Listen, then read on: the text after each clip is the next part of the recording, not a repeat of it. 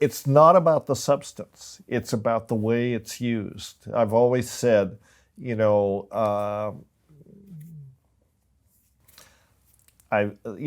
is no such thing as a bad drug. This is the problem with the conversation. There's no such thing as a bad drug. There are dozens of ways to use drugs badly.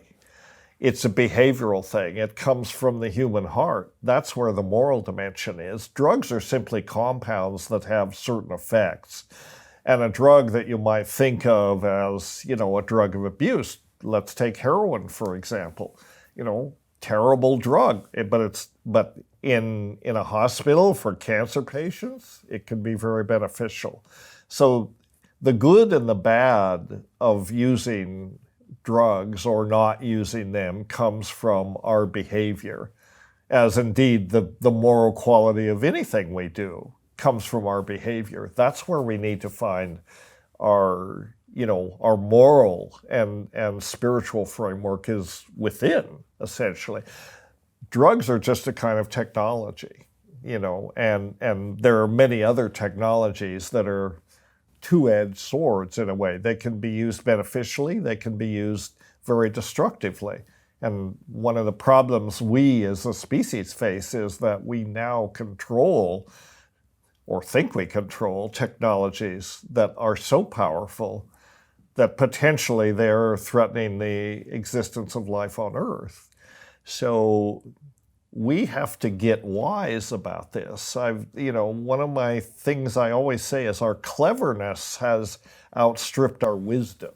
We're very, very clever. We can make these machines of incredible power, and we have these restless hands with these opposable thumbs. We're always making something, and we have this imagination that's thinking up stuff to make, and we have to,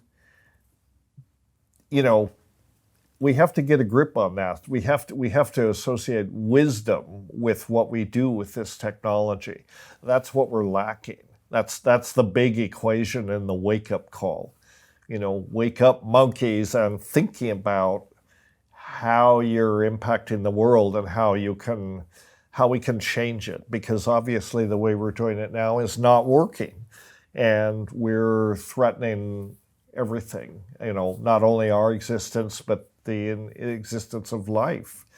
And this all has to do with this disjunction between cleverness and wisdom.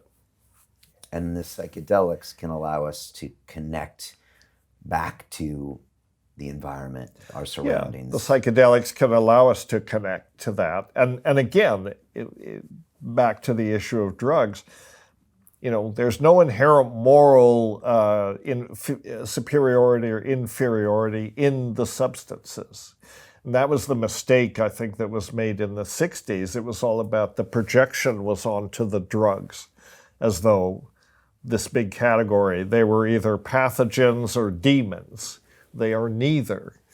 It's the uses we make of them, the choices we make, that determine whether that's a destructive or beneficial use. Almost any drug can be beneficial. Almost any drug can be harmful. It's all about how you do it, how you use it.